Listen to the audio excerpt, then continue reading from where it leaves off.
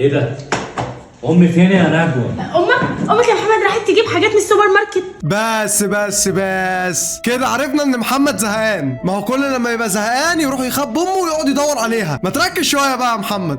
وهي ما قالتليش ليه ان هي بتجيب حاجات من السوبر ماركت؟ لا انا هنا يا محمد يا حبيبي. ايه ده؟ انتم فتحتم سوبر ماركت تحت السفره من غير ما تقولوا لي؟ طب وليه تحت السفره؟ ما الشقه واسعه. امك يا محمد بتجيب حاجات من السوبر ماركت زي ما قلت امال ايه لك. الصوت اللي انا سمعته ده يا نجوى؟ انا هنا يا محمد. ايه الصوت ده يا نجوى؟ لا ما انا مش هطرش، ده صوت امي. انت حاطه صوت امي رنت تليفونك؟ انا هنا يا محمد. ده صوتي انا يا حبيبي. ايه ده؟ الله، الفنانه نجوى قلدت صوت امه بجد. لا عاش. يا محمد قلت لك بتجيب حاجات يا محمد، بتعمل شوبينج. لا ده صوتي انا سامع صوت امي يا نجوى. لا ما انا اللي في بالي ده عمره ما يكون صح. الحمامه كلت امي وامي دلوقتي في بطن الحمامه، يعني كده امي بقت بالفريك.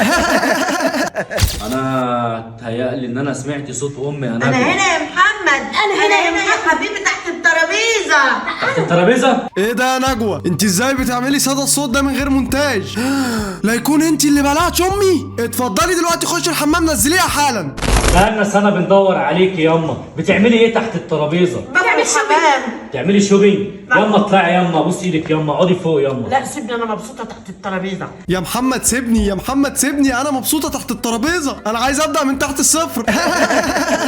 اعمل لايك وفولو، ما تنساش الهاشتاج بتاعنا. اكتبه في كل مكان. مش عايز اشوف فيديو واحد على التيك توك الا موجود فيه الهاشتاج بتاعنا، عشان اي حد يعرف اننا من اقوى الناس على البرنامج. يلا هشوفكم على خير. سلام.